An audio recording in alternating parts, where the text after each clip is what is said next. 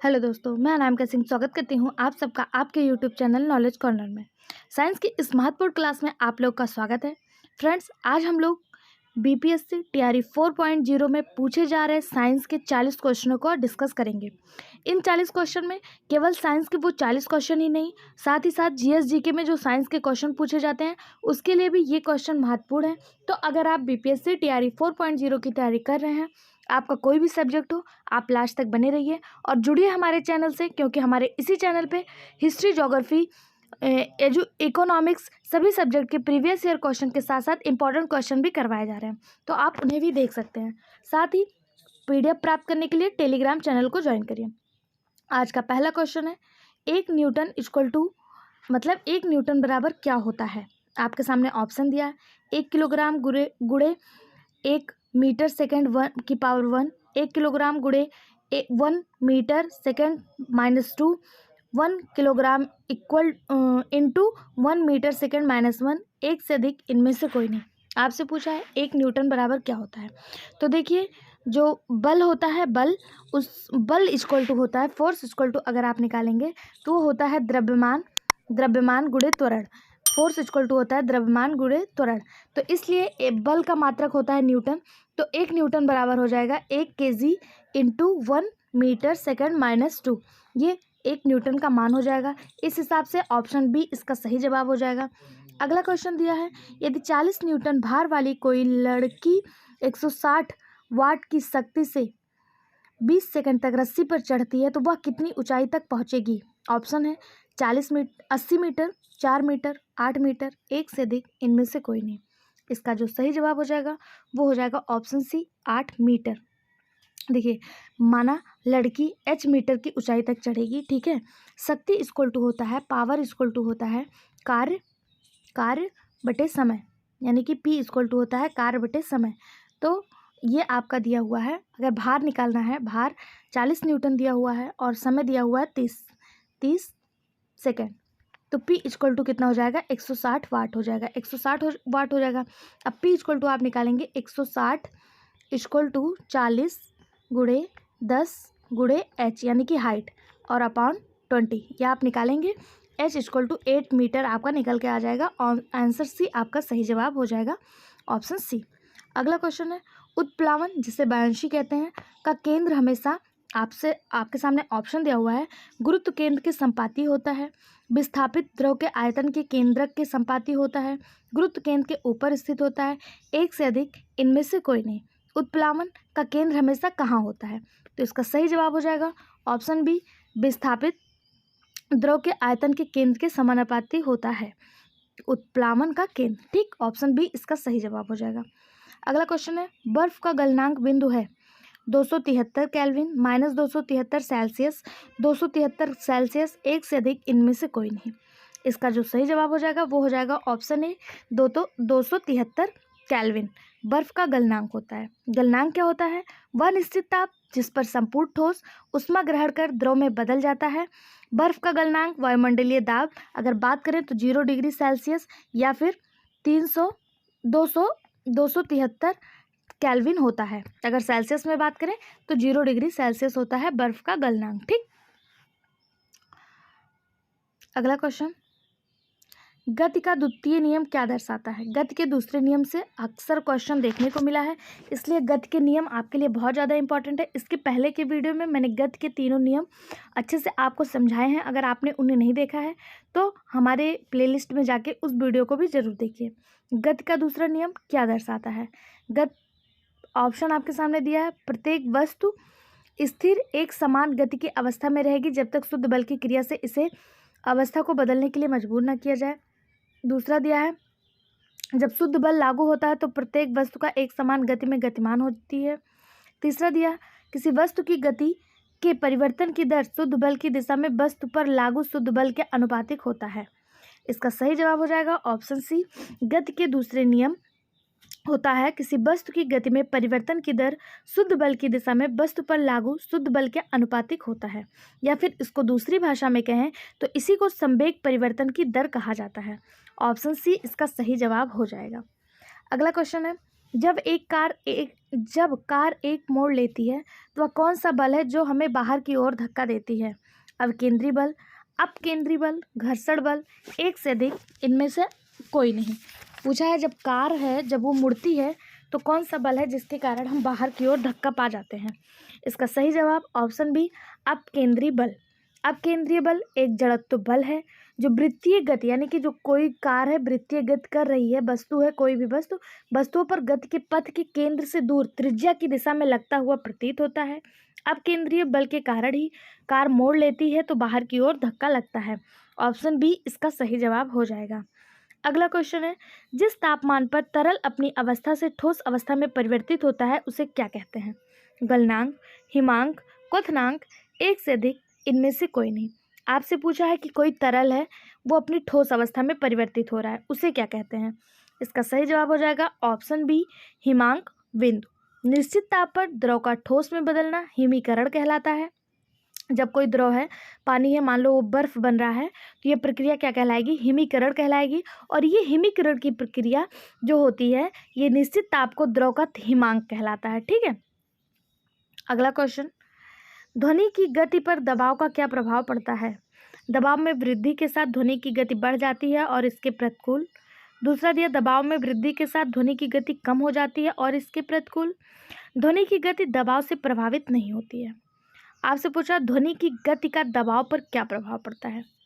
इसका सही जवाब हो जाएगा ऑप्शन सी, ध्वनि की जो गति है वो दबाव से और आवृत्ति से दोनों से ही प्रभावित नहीं होती है। ध्वनि की गति फ्रीक्वेंसी और प्रेशर दोनों से ही प्रभावित नहीं होती है, जबकि ताप जो है आर्द्रता से प्रभावित होती है। अगर बात करें ताप की, टेम्परेचर की, तो वो आर्द्रता से प्रभावित होती है। कोई भी माध्यम हो, हवा, जल या फिर ठोस, मतलब ठोस, गैस और द्रव में ध्वनि एक सेकंड में जितनी दूरी तय करती है उसे उस माध्यम के ध्वनि का वेग कहते हैं। ठीक है, ध्वनि की जो गति है वो दाब और आवृत्ति दोनों से ही प्रभावित नहीं होती है। अगर ध्वनि किसी चीज़ से प्रभावित होती है तो वो माध्यम से है। ध्वनि प्रभावित किससे होती है? तो वस्तु के माध्यम से ध्वनि प्रभावित होती है। निर्वात में ध्वनि का संचरण नहीं होता है। ध्वनि सबसे तेज गति ठोस में करती है, उसके बाद जल में यानी कि द्रव में, और सबसे धीमी जो गति करती है वो गैस में करती है। ध्वनि की गति निर्वात में नहीं होती है। ठीक, अगला क्वेश्चन है, निम्नलिखित में से किसी प्रकाश के प्रकीर्णन की परिघटना का उपयोग करके नहीं समझाया जा सकता? नहीं समझाया जा सकता, यहाँ पे आपको ध्यान देना है। यहाँ पे नहीं शब्द का यूज किया है। आपके सामने ऑप्शन दिया है, सूर्योदय के समय सूर्य का लाल होना, ये तो प्रकीर्णन के कारण होता है, यानी कि इसको समझाया जा सकता है। खतरे के संकेतों के लिए लाल रंग का प्रयोग करना, ये भी प्रकीर्णन से होता है। तारों का टिमटिमाना ये वायुमंडलीय अपवर्तन की घटना है, प्रकीर्णन की नहीं है। तारों के टिमटिमाने की घटना प्रकीर्णन के कारण ना होकर अपवर्तन के कारण होता है। तो ऑप्शन सी आपका गलत है, और गलत होते हुए भी यही सही है, क्योंकि पूछा है कि कौन सा नहीं है। ठीक है, तारों का टिमटिमाना तारों के प्रकाश से वायुमंडलीय अपवर्तन के कारण होता है। बाकी ये दोनों जो घटनाएं हैं ये प्रकीर्णन के कारण होता है। अगला क्वेश्चन, विद्युत परिपथ में बैटरी का उपयोग क्यों किया जाता है? धारा उत्पन्न करने के लिए, इलेक्ट्रॉन उत्पन्न करने के लिए, विभवांतर उत्पन्न करने के लिए, एक से अधिक, इनमें से कोई नहीं। इसका सही जवाब ऑप्शन सी, विभवांतर उत्पन्न करने के लिए।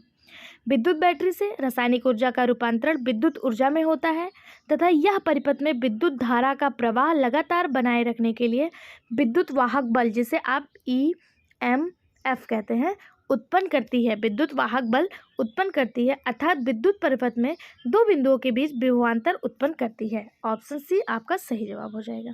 ठीक है, अगर बात करें तो विद्युत बैटरी विद्युत ऊर्जा का स्रोत है जो किसी परिपथ में आवेश के लिए, प्रवाह के लिए ऊर्जा प्रदान करती है। अगला क्वेश्चन, फ्रेंड्स इसका अगर आप PDF प्राप्त करना चाहते हैं तो टेलीग्राम चैनल को भी ज्वाइन कर लीजिए। साथ ही साथ हमारे चैनल के जितने भी व्यूवर्स हैं उन्होंने चैनल को सब्सक्राइब कर नहीं रखा, लगभग 70% लोगों ने चैनल को नहीं सब्सक्राइब किया है। तो आपसे अनुरोध है कि आप फटाफट चैनल को सब्सक्राइब कर लें। सब्सक्राइब करने में आपका कोई चार्ज नहीं लगता है, लेकिन आपके एक सब्सक्रिप्शन से हमें मोटिवेशन मिलता है। तो फटाफट से चैनल को सब्सक्राइब कर लें और अपने सभी दोस्तों के साथ इसको ज़रूर शेयर करें। अगला क्वेश्चन है, इनमें से कौन सा एक रासायनिक परिवर्तन है? मक्खन का खट्टा होना, कार्बन डाइऑक्साइड से सूखी बर्फ बनना, एक प्लेटिनम तार का गर्म होना, एक से अधिक, इनमें से कोई नहीं। अब पहले हम जान लेते हैं रासायनिक परिवर्तन और भौतिक परिवर्तन होता क्या है। परिवर्तन दो प्रकार के होते हैं, एक रासायनिक परिवर्तन, एक भौतिक परिवर्तन। रासायनिक परिवर्तन वो परिवर्तन होता है, ये नाम से ही स्पष्ट हो रहा है, केमिकल चेंज, यानी कि जिसको परिवर्तन होने में कोई केमिकल प्रोसेस हो रहा है, कोई अभिक्रिया भाग ले रही है, जिसको हम दोबारा उस रूप में प्राप्त नहीं कर सकते। जैसे हमने एक जल को लिया और जल को फ्रिज में रखा और वो बर्फ़ बन गया, बर्फ़ बन गया। अगर हम इसी बर्फ़ को बाहर निकाल देंगे, फ्रिज से बाहर निकाल देंगे, टेम्परेचर नॉर्मल कर देंगे, तो ये बर्फ़ पुनः जल की अवस्था में आ जाएगा। ये प्रक्रिया भौतिक परिवर्तन कहलाता है। इसमें किसी भी एक्स्ट्रा मैटर ने इसमें पार्टिसिपेट नहीं किया, कोई बाह्य पदार्थ ने इसमें भाग नहीं लिया, कोई केमिकल प्रोसेस नहीं हुई, जल से बर्फ़ बना और बर्फ़ से जल बन गया। ये रिवर्सिबल प्रोसेस था। तो जो प्रक्रिया रिवर्सिबल होती है वो प्रक्रिया आपकी भौतिक प्रक्रिया कहलाती है। यहाँ पे पूछा है रासायनिक प्रक्रिया। रासायनिक प्रक्रिया वो होती है जो एक बार चेंज होने के बाद पुनः अपनी अवस्था में वापस नहीं आ पाती है।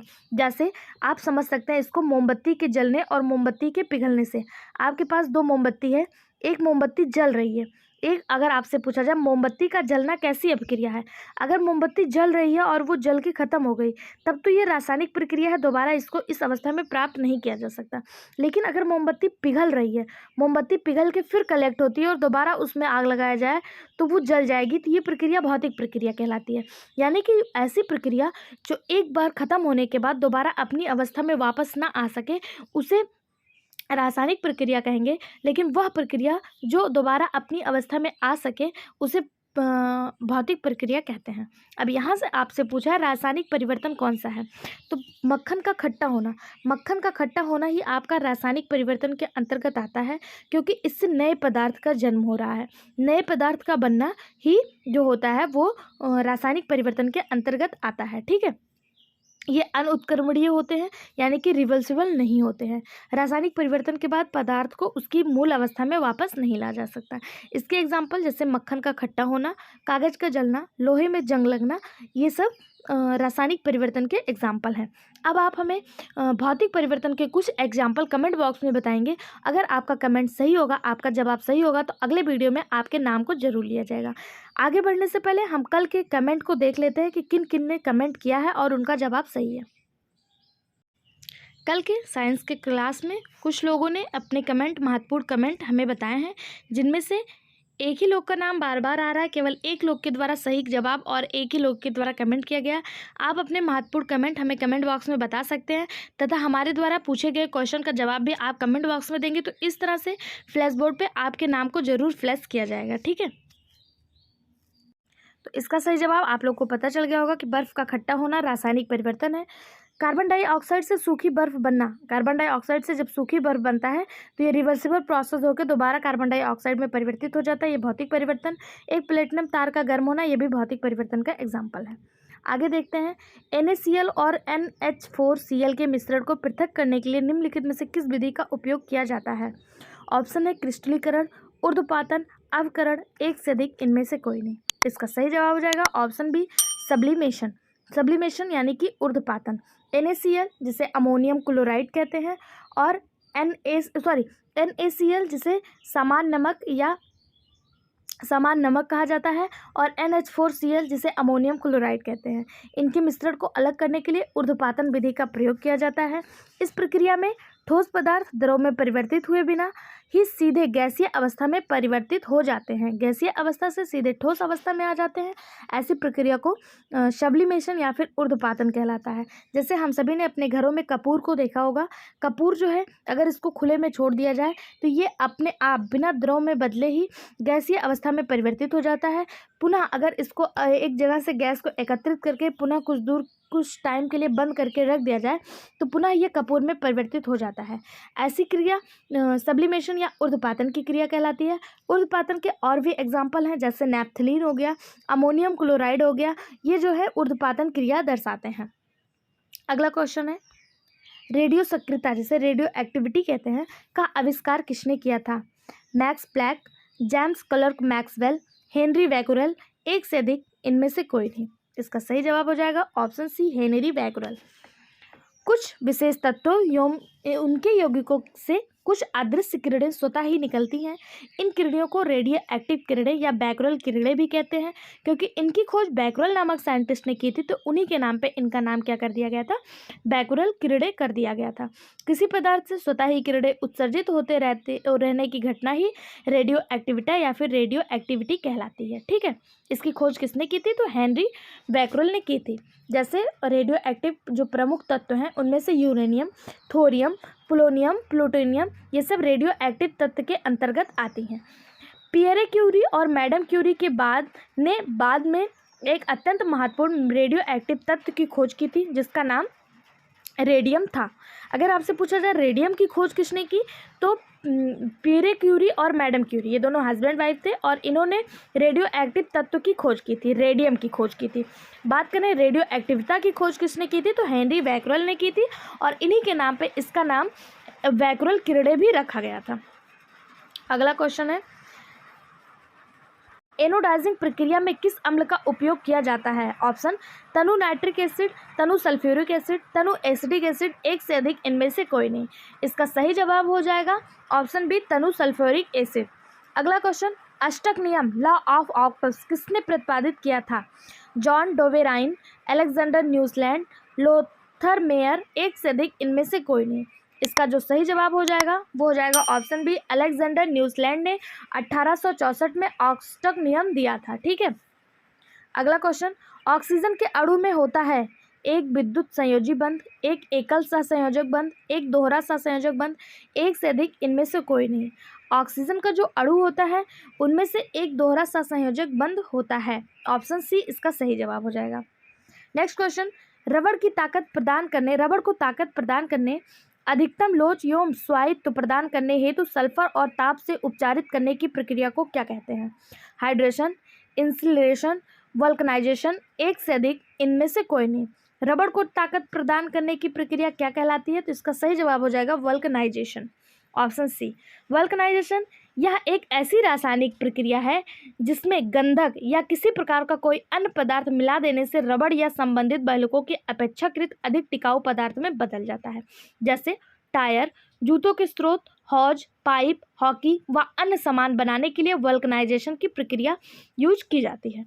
ऑप्शन सी इसका सही जवाब हो जाएगा। अगला क्वेश्चन, निम्नलिखित में से कौन सी धातु को केरोसिन तेल में संग्रहित होती है। प्लेटिनम, तांबा, सोडियम, एक से अधिक इनमें से कोई नहीं। इसका सही जवाब ऑप्शन सी, सोडियम, जिसे Na लिखा जाता है, बहुत ही अपक्रियाशील धातु है जो वायुमंडल में उपस्थित ऑक्सीजन से अपक्रिया कर लेती है, इसलिए इसको केरोसिन, जिसे मिट्टी का तेल कहा जाता है, उसमें स्टोर करके रखा जाता है। ठीक, अगला क्वेश्चन है, निम्नलिखित में से कौन सी धातु ठंडे या गर्म पानी के साथ प्रक्रिया नहीं करती है। सोडियम, एल्युमिनियम, कैल्शियम, एक से अधिक इनमें से कोई नहीं। इसका सही जवाब ऑप्शन बी, एल्युमिनियम, जिसे Al से लिखते हैं, या वायु की उपस्थिति में एल्युमिनियम ऑक्साइड की रक्षात्मक सतह बना लेती है। यही कारण है कि एल्युमिनियम जल से अपक्रिया नहीं करती है। जल कैसा भी हो, चाहे वो ठंडा हो चाहे गर्म हो, जल से अपक्रिया नहीं करती है एल्युमिनियम। ठीक, अगला क्वेश्चन, पीवीसी का पूर्ण रूप क्या है, यानी पीवीसी का फुल फॉर्म पूछा है। Option, polyvinyl chlorate, polyvinyl carbon, polyvinyl chloride, एक से अधिक इनमें से कोई नहीं।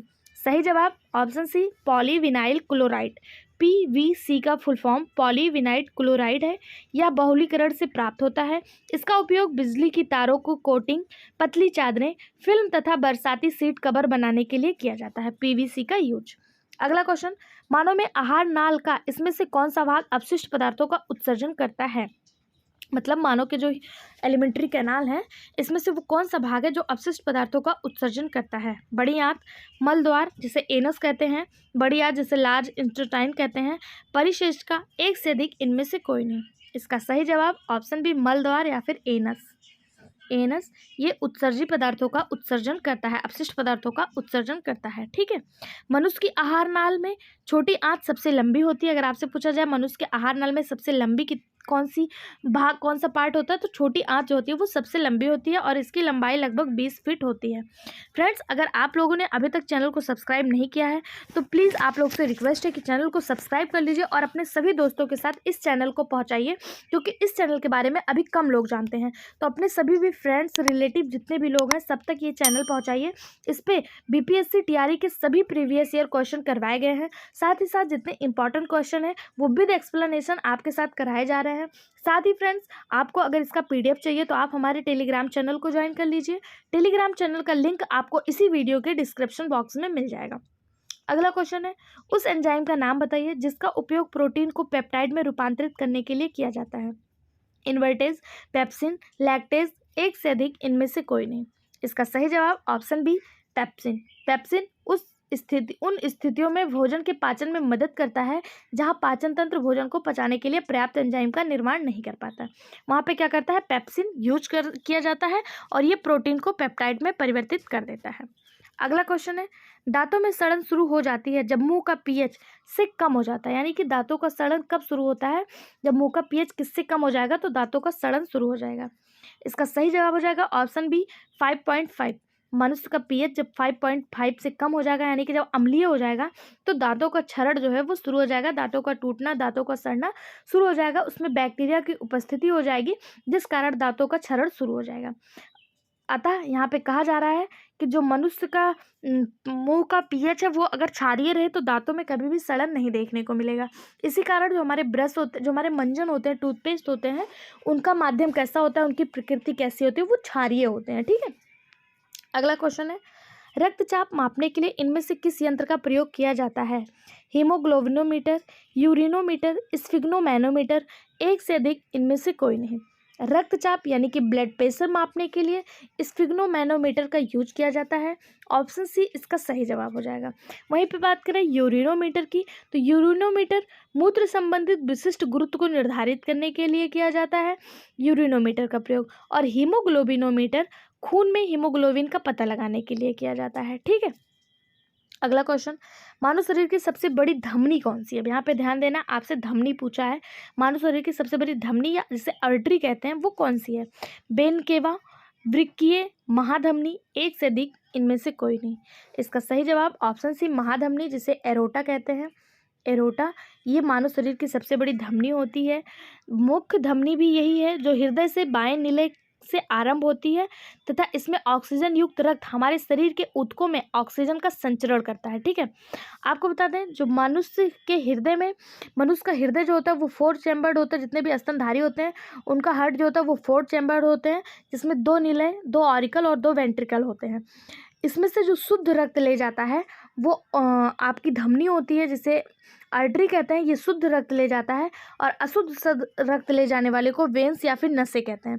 आपको बताना वो कौन सी धमनी है जो अशुद्ध ब्लड ले जाती है और वो कौन सी नसें हैं, वो कौन सी वेन्स हैं जो शुद्ध रक्त जो है वो ले जाती हैं। इन दोनों का अपोजिट कार्य करती हैं। वो कौन सी धमनी, वो कौन सी नसें हैं। अगर आपका जवाब सही होगा तो अगले दिन के वीडियो में आपके कमेंट को जरूर दिखाया जाएगा आपके नाम के साथ। आप कमेंट बॉक्स में पार्टिसिपेट करिए, जिससे आपका भी जनरल नॉलेज इंक्रीज होगा और हमें भी थोड़ा सा मोटिवेशन मिलेगा। ठीक है।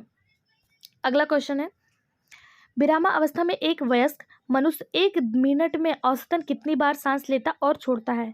15 से 18 बार, 12 से 15 बार, 18 से 21 बार, एक से अधिक, इनमें से कोई नहीं।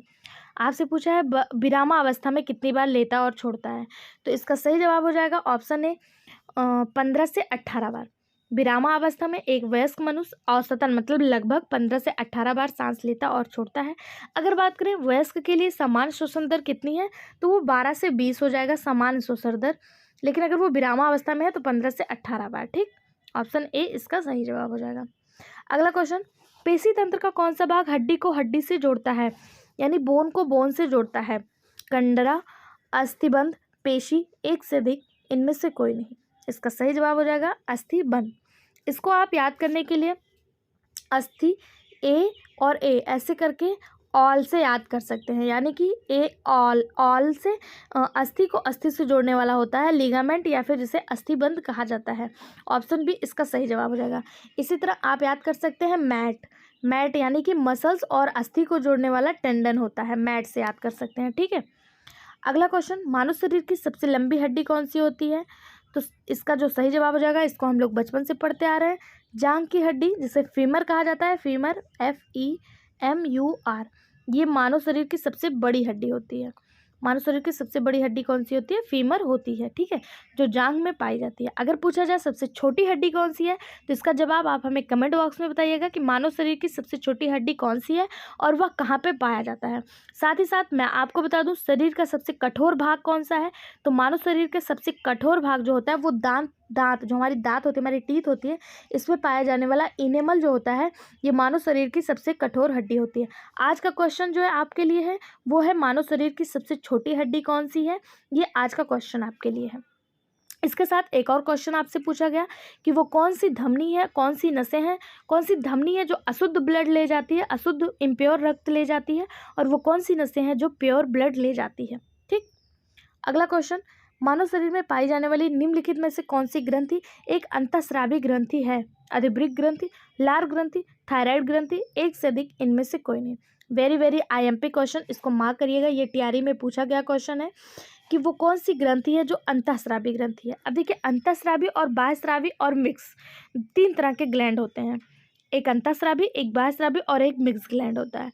अंतःस्रावी वो ग्रंथियां होती हैं जो जिसका कोई भी सिक्रेशन बाहर नहीं निकलता है, अंदर ही अंदर रह जाता है, जैसे हमारी अधिभृत ग्रंथियां हो गई, पीयूष ग्रंथि हो गई, थायराइड ग्रंथि हो गई, अग्नाशय की ग्रंथियां हो गई, पिनियल ग्लैंड हो गया, अंड ग्रंथियां हो गई, ये सब अंतःस्रावी ग्रंथियों के अंतर्गत आती है। बाह्यस्रावी वो होती हैं जैसे आंखों से आंसू का निकलना, ये सब बाह्यस्रावी ग्रंथियां, ये बाहर से निकलती है, लेक्राइमल ग्लैंड जिसे कहते हैं, ये सब बाह्यस्रावी। और जो अग्नाशय ग्लैंड है, हमारी जो पैनक्रियाटिक ग्लैंड है, अग्नाशय ग्लैंड, ये मिक्स ग्लैंड के अंतर्गत आती है। इसका 99% अंतःस्रावी होता है, लेकिन 1% सिक्रेशन जो होता है वो बाह्यस्रावी होता है, इसलिए अग्नाशय जो होता है ये मिक्स ग्लैंड के अंतर्गत आता है। ठीक है, इसका जो सही जवाब हो जाएगा, यहाँ पे पूछा है अंतःस्रावी ग्रंथि है, इसका सही जवाब हो जाएगा ऑप्शन डी। क्यों? क्योंकि अधिभृत ग्रंथि, लार ग्रंथि और लार ग्रंथि आपका बाह्यस्रावी ग्रंथि है। ठीक है, अधिभृत ग्रंथि और थायराइड ग्रंथि ये दोनों आपके अंतःस्रावी ग्रंथि हैं, तो उपयुक्त में से एक से अधिक इसका सही जवाब हो जाएगा। अगला क्वेश्चन, विटामिन सी की कमी से कौन सा रोग होता है? विटामिन से हर पेपर में एक क्वेश्चन देखने को मिला है, विटामिन आपके लिए बहुत ज़्यादा इंपॉर्टेंट है, तो विटामिन वाला चैप्टर आपको बहुत अच्छे से तैयार करके जाना है। विटामिन सी, जिसका रासायनिक नाम एस्कॉर्बिक एसिड होता है, इसकी कमी से स्कर्वी नामक रोग होता है। ऑप्शन सी इसका सही जवाब हो जाएगा। स्कर्वी में होता क्या है? तो स्कर्वी में मसूड़ों में सूजन आ जाना, मसूड़ों से खून निकलना, पस मवाद बनना, ये सब होता है स्कर्वी नामक रोग में, और ये विटामिन सी की कमी से होता है। अगर पूछा जाए विटामिन सी का सबसे अच्छा स्रोत क्या है, तो विटामिन सी का स्रोत खट्टे फल होते हैं, इसके साथ साथ टमाटर, आंवला, नींबू, संतरा, इन सब में विटामिन सी पाया जाता है। इसका रासायनिक नाम क्या है? तो एस्कॉर्बिक एसिड है। बात करें रिकेट्स की, ये विटामिन डी की कमी से होता है, और वेरी वेरी विटामिन बी की कमी से होता है, वेरी वेरी। ठीक है, अगला क्वेश्चन है, वार्ड्स के कारण होता है विषाणु, शैवाल, जीवाणु, एक से अधिक इनमें से कोई नहीं। ये फंगल डिजीज़ के बारे में पूछा गया क्वेश्चन है, और डिजीज़ से भी क्वेश्चन देखने को मिलता है। वार्ड्स क्या है? तो वार्ड्स एक विषाणु जनित रोग है। ऑप्शन ए इसका सही जवाब हो जाएगा। वार्ड्स के लिए ह्यूमन पैपिलोमा वायरस, जिसे HPV ह्यूमन पैपिलोमा वायरस जो होता है, ये वार्ड्स नामक बीमारी के लिए जिम्मेदार होता है। वार्ड्स बीमारी में होता क्या है? तो इसमें त्वचा पर मांसल, मटर के दाने के आकार के कुछ उभरे हुए आकृति मतलब दिखाई देते हैं, इसी को वार्ड्स कहता है, और ये एक विषाणु जनित रोग है। अगला क्वेश्चन, मिठाइयों पर बैठी मक्खियों को दूर भगाकर एक लड़की मिठाई को खा लेती है, इस वजह से उसे कौन सा रोग होता है? अब यानी कि यहाँ से पूछा है कि मक्खी कौन सी वो बीमारी है जिसका मक्खी वाहक होता है, मक्खी के द्वारा फैलता है। कैंसर, डिप्थीरिया, हैजा, एक से अधिक इनमें से कोई नहीं। इसका सही जवाब हो जाएगा ऑप्शन बी, हैजा, जिसे विब्रियो कैलोरी नामक जीवाणु के द्वारा होता है, और इसको फैलाने का कार्य कौन करता है? घरेलू मक्खियाँ इसको फैलाने का कार्य करती हैं, एक स्थान से दूसरे स्थान पर ले जाने का कार्य करती हैं। लेकिन ये होता किसके कारण है? तो ये एक जीवाणु जनित बीमारी है, और ये विब्रियो कैलोरी नामक जीवाणु से होता है, विब्रियो कैलोरी नामक जीवाणु के कारण होता है। कैंसर, कैंसर एक वायरल डिजीज़ है और डिप्थीरिया कैसी बीमारी है, ये आप हमें कमेंट बॉक्स में बताइएगा। डिप्थीरिया किसके कारण होती है, बैक्टीरिया के कारण, वायरस के कारण या फिर फंगस के कारण? डिप्थीरिया किसके कारण होती है, ये कमेंट बॉक्स में आप इसका जवाब जरूर दीजिएगा। अगला क्वेश्चन है, मानव कोशिकाओं में ग्लूकोज के विघटन द्वारा ऊर्जा का निर्माण होता है। ग्लूकोज के विघटन के लिए इनमें से किसकी आवश्यकता होती है? ऑक्सीजन, कार्बन डाइऑक्साइड, नाइट्रोजन, एक से अधिक, इनमें से कोई नहीं। इसका जो सही जवाब हो जाएगा वो हो जाएगा ऑप्शन ए, ग्लूकोज के विघटन के लिए ऑक्सीजन की आवश्यकता होती है। ऑप्शन ए इसका सही जवाब हो जाएगा। अगला क्वेश्चन, मनुष्य में संतान का लिंग द्वारा निर्धारित होता है, यानी कि यहाँ पे आपसे पूछा है कि मनुष्य में संतान का लिंग निर्धारण किसके कारण होता है? ऑप्शन है माता और पिता दोनों के गुणसूत्र, मातृ गुणसूत्र, पितृ गुणसूत्र, एक से अधिक, इनमें से कोई नहीं। तो आपको बता दें, ह्यूमन गुणसूत्र जो होते हैं ये XX फीमेल का होता है और मेल का होता है XY। मेल का क्या होता है? XY, ये होता है मेल का। तो गुणसूत्र जो निर्धारित होंगे वो इसी वाई गुणसूत्र से निर्धारित होंगे। अगर इनके संतत में ये वाई गुणसूत्र प्रेजेंट होता है तो बच्चा मेल होगा, तो ये पिता के गुणसूत्र से निर्धारित होता है। ऑप्शन सी इसका सही जवाब हो जाएगा। अगला क्वेश्चन, निम्न में से किन प्राणियों में पूरे शरीर में रक्त प्रवाह के प्रत्येक चक्र के दौरान रक्त केवल एक बार हृदय से गुजरता है? ऑप्शन है सरीसृप, पक्षी, मत्स्य, एक से अधिक, इनमें से कोई नहीं। यहाँ पे पूछा है पूरे शरीर में रक्त प्रवाह के दौरान प्रत्येक चक्र के मतलब रक्त प्रवाह के प्रत्येक चक्र के दौरान रक्त केवल एक बार हृदय से गुजरता है। इसका जो सही जवाब हो जाएगा वो हो जाएगा ऑप्शन सी, यानी कि मत्स्य, यानी कि मछली। मत्स्य वर्ग के प्राणियों में पूरे शरीर में रक्त प्रवाह के प्रत्येक चक्र के दौरान रक्त केवल एक बार हृदय से गुजरता है। मत्स्य वर्ग के प्रमुख जो प्राणी हैं उनमें से जैसे व्हेल हो गया, शार्क हो गया, गोल्डफिश हो गया, कैटफिश हो गया, ये सब जलीय प्राणियों के अंतर्गत आती हैं। अगला क्वेश्चन है, कुछ बहुकोशिकीय सजीव में जैसे राइजोपस, मशरूम और कुछ जीवाणु एस्परजिलस इत्यादि में प्रजनन इस प्रकार होता है। मतलब यहाँ पे पूछा है राइजोपस, मशरूम और एस्परजिलस में प्रजनन कैसे होता है? पुनर्जनन से, बीजाणु से, निषेचन से, एक से अधिक, इनमें से कोई नहीं। इसका सही जवाब हो जाएगा ऑप्शन बी, बीजाणु से। राइजोपस, मशरूम और एस्परजिलस में प्रजनन बीजाणु द्वारा होता है।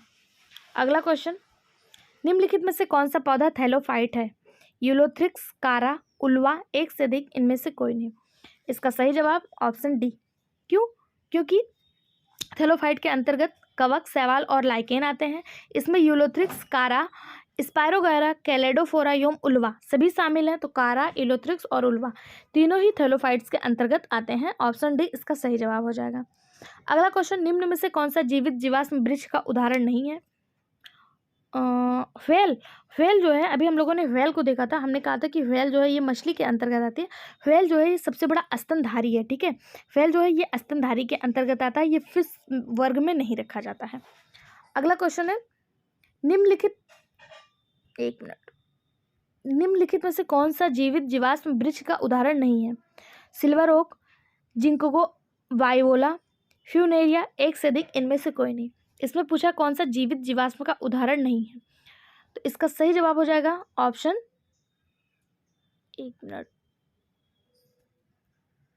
जीवित जीवाश्म का उदाहरण नहीं है, इसका सही जवाब हो जाएगा ऑप्शन डी। क्यों? क्योंकि जिंकोगो वाइवोला जीवित जीवाश्म का उदाहरण है, जिंकोगो वाइवोला। बाकी ये दोनों जो हैं सिल्वर ओक और फ्यूनेरिया ये जीवित जीवाश्म के उदाहरण नहीं है, ठीक है। यह सबसे पुराने जीवित पेड़ों में से एक माना जाता है, जिंकोगो ओवेला। और यहाँ पे पूछा कौन सा उदाहरण नहीं है, ये जीवित जीवाश्म का उदाहरण है जिंकोगो बाइवोला, ये जीवित जीवाश्म का उदाहरण है। बाकी ये दोनों जो है फ्यूनेरिया और सिल्वर ओक जो है ये जीवित जीवाश्म का उदाहरण नहीं है। अगला क्वेश्चन है, कुछ पौधों के तनों में एक चिपचिपा पदार्थ उत्पन्न होता है जिसका उपयोग गोंद आसंजक बनाने के लिए किया जाता है। पौधों के लिए इस गोंद का क्या उपयोग है? यह जल के परिवहन में मदद करता है, या कीट परागकणों को आकर्षित करता है, या चयापचय का एक अपशिष्ट उत्पाद है, एक से अधिक, इनमें से कोई नहीं। इसका सही जवाब ऑप्शन सी, यह चयापचय का एक अपशिष्ट उत्पाद है। कुछ पौधों के तनों से एक चिपचिपा पदार्थ उत्पन्न होता है जिसका उपयोग गोंद बनाने के लिए किया जाता है। यह चयापचय का एक अपशिष्ट उत्पाद है जो आमतौर पर पौधों के सेलुलोज के टूटने के कारण बनता है, ठीक है। ऑप्शन सी इसका सही जवाब हो जाएगा। अगला क्वेश्चन और आज का लास्ट क्वेश्चन फ्रेंड्स, इसका सही जवाब जानने के लिए आप जो है जाने से पहले आपसे अनुरोध है कि चैनल को सब्सक्राइब कर लीजिए, वीडियो को लाइक करिए और अपने सभी दोस्तों के साथ शेयर करिए। साथ ही आपको बता दूं, टेलीग्राम चैनल से आप PDF प्राप्त कर सकते हैं, तो आप टेलीग्राम चैनल को भी जरूर ज्वाइन करें। आज का लास्ट क्वेश्चन है, प्रकाश संश्लेषण के उत्पादों को पत्तियों से पौधों के अन्य भागों में किसके माध्यम से ले जाया जाता है? ऑप्शन, रंध्रों के माध्यम से, जाइलम के माध्यम से, फ्लोएम के माध्यम से, एक से अधिक, इनमें से कोई नहीं। इसका सही जवाब हो जाएगा ऑप्शन सी, फ्लोएम के माध्यम से। प्रकाश संश्लेषण के उत्पादों को पत्तियों से पौधों के अन्य भागों में ले जाने की जो प्रक्रिया होती है वो फ्लोएम के माध्यम से होती है। फ्लोएम क्या है? तो फ्लोएम एक जटिल ऊतक है जो संभोगी पौधों के भीतर घुलनशील कार्बनिक यौगिकों के लिए परिवहन प्रणाली के रूप में कार्य करता है। अगर आपसे पूछा जाए पौधों में फूड को ले जाने की प्रक्रिया किसके कारण होती है, तो यही फ्लोएम जो होता है ये पौधों में फूड को एक स्थान से दूसरे स्थान पर ले जाता है। जल को ले जाने की क्रिया जाइलम द्वारा होती है। जा से जल और जा से जाइलम, फा से फूड और फा से फ्लोएम, यहाँ से आप इसको याद कर सकते हैं। फ्लोएम जो होता है यह प्रकाश संश्लेषण के उत्पादों को पत्तियों से पौधों के अन्य भागों में पहुंचाता है, और जल जो होता है ये जाइलम जो होता है ये जल को ले जाने का कार्य करता है। जल और कुछ पोषक तत्वों को जड़ों से पत्तियों तक ले जाता है। जल क्या करता है? जड़ों से पत्तियों तक ले जाता है, और फ्लोएम क्या करता है? ये पत्तियों से जड़ों तक लाता है प्रकाश संश्लेषण के द्वारा उत्पन्न रासायनिक पदार्थ यानी कि फूड को। ठीक है, तो ऑप्शन सी इसका सही जवाब हो जाएगा। आज की वीडियो में बस इतना ही। वीडियो पसंद आया हो तो चैनल को सब्सक्राइब करिए, वीडियो को लाइक करिए और अपने सभी दोस्तों के साथ शेयर करिए। साथ ही PDF प्राप्त करने के लिए टेलीग्राम चैनल को ज्वाइन करना ना भूलें। Thank you so much.